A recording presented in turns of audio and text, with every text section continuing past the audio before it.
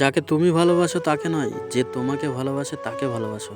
তাহলে দেখবে জীবনে কখনো ভালোবাসার অভাব হবে না।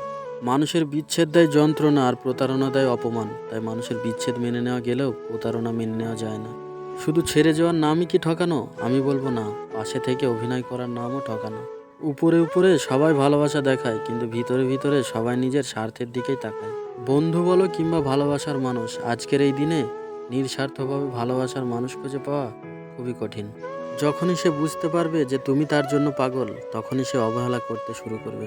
অবহেলা আমরা যতটুকুই পাই বা যতটুকু আমাদের মনে হয়, ততটা অবহেলা হয়তো সেই মানুষটা করে না। আমাদের এই জন্যই মনে হয় যে আমরা সেই মানুষটাকে অনেক বেশি ভালোবাসি। তোমার কষ্টগুলো যখন রাগে পরিণত হবে, তখনই মানুষ খেয়াল করবে, আর তখনই তুমি হয়ে যাবে একটি খারাপ মানুষ।